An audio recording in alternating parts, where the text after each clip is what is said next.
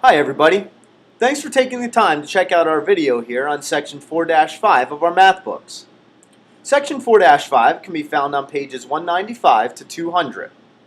And what it deals with is drawing an area model to help you solve a double-digit multiplication problem. If it sounds tricky, it's really not. Area model is a synonym for what we called in class as the box. Let me show you what we're going to do. Today we're going to do the problem 27 times 19. The first thing I need to do is draw the box.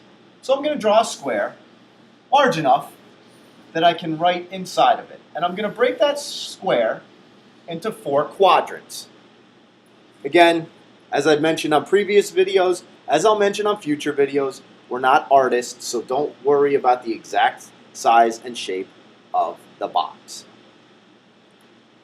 What I need to do now is take each factor and break it up by place value. And I'm going to place the break apart numbers above one section of the top of the box and one section on the side of the box. It does not matter which factor you put on what side. I can do the 27 up top and the 19 on the side, or I could choose to do the 19 on the top and the 27 on the side. You're still going to come up with the same 4 partial products that you're going to add in the end to get your final product. Let's show you what we're going to do. I'm going to start with the number 27, and I'm going to break the number 27 up by place value. Well, 2 in my tens place I know does not represent the number 2. 2 tens represents the number 20. I'm going to put the number 20 right here above this box. The number 7 in my ones place, represents the number 7. I'm going to place that above this box.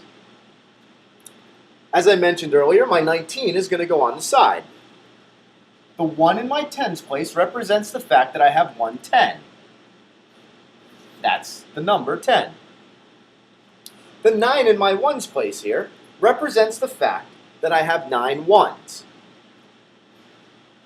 9 is going to go right there.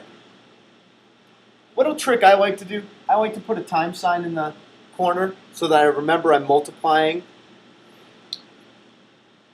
Now, we're going to multiply. And you can multiply in any order as long as you multiply the correct 2 numbers together. What you want to do is take one number from the top and multiply it with one number from the side. In this case, I'm going to do 20 times 10 for this box. 20 times 10 equals 200. My first partial product is done. Next, I'm going to take my 10 in this row and my 7 in this column and multiply them together. 10 times 7 equals 70. Second partial product, done. Next, I'm going to take my 9 in this row times my 20 in this column.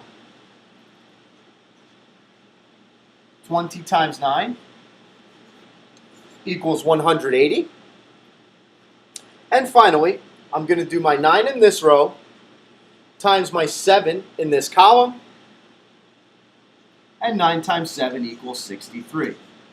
Now, if you didn't draw your box big enough, it could get a little cramped and might be difficult to see which numbers you're going to add as your partial products. One thing you can do is neatly put a circle around your 4 partial products if you find your boxes a little cramped. The last step that I need to do is add my 4 partial products. I'm going to add 200, 70, 180, and 63. This will give me my final product for 27 times 19.